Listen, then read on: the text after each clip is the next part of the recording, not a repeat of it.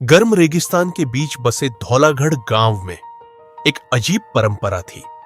गांव वाले मानते थे कि जिस लड़की के पैरों के निशान रेत पर ज्यादा देर तक बने रहे, वो लड़की अपने परिवार के लिए दुर्भाग्य लेकर आती है। इसी गांव में रहती थी मीरा, एक बेहद शांत, सुंदर और समझदार लड़की।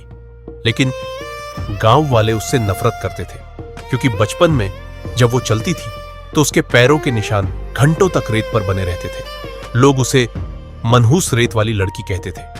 मीरा की मां हमेशा कहती, बेटी, लोगों की बातें सुनकर खुद को मत बदलना, एक दिन यही लोग तुझ पर गर्व करेंगे। लेकिन किस्मत को कुछ और मंजूर था। एक साल गांव में भयंकर सूखा पड़ गया। कुएं सूख गए, जानवर मरने लगे और गांव वालों ने इसका दोष मीरा पर डाल दिया। गांव का मुखिया बोला, जब से ये लड़की बड़ी हुई है, गांव पर मुसीबत ही मुसीबत आई है। गुस्से में गांव वालों ने फैसला किया, मीरा को गांव से निकाल दिया जाए। उस रात आंसुओं से भरी आंखों के साथ मीरा अपनी बूढ़ी मां को छोड़कर अकेली रेगिस्तान की तरफ निकल गई। चलते चलते उसे दूर एक टूटा हुआ कारवां दिखाई दिया। कुछ डाकुओं ने व्यापारियों पर हमला किया था। सारे लोग मर चुके थे, सिवाय एक छोटे लड़के के, डरा हुआ, प्यासा और घायल। मीरा उसे उठाकर अपने साथ ले गई। वो लड़का कोई आम बच्चा नहीं था, वो पड़ोसी राज्य के सबसे बड़े व्यापारी का बेटा आरिफ था।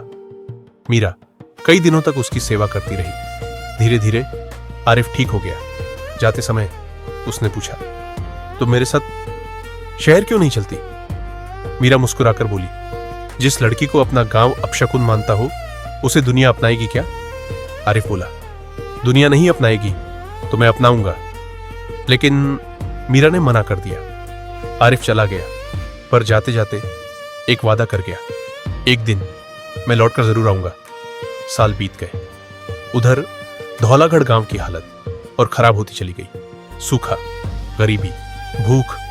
अब गांव वाले खुद गांव छोड़ने लगे थे। एक दिन अचानक गांव के बाहर धूल उड़ाती हुई सैकड़ों ऊंटों की कतार आकर रुकी, साथ में सैनिक, नौकर और सोने से भरे रथ। गांव वाले हैरान रह गए।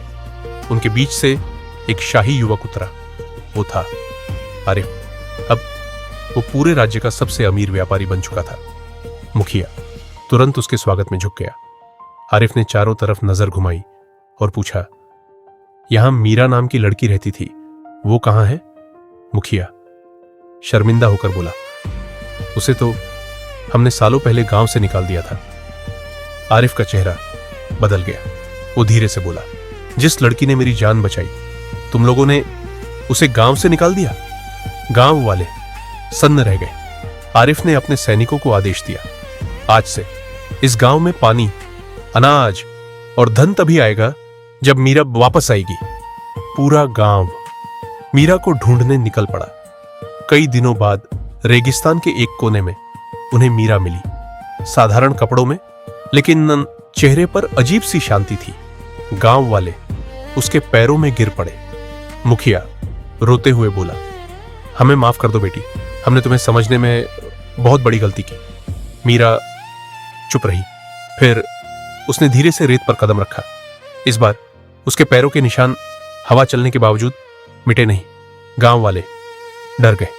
तभी मीरा मुस्कुराई और बोली, जानते हो मेरे निशान क्यों नहीं मिटते?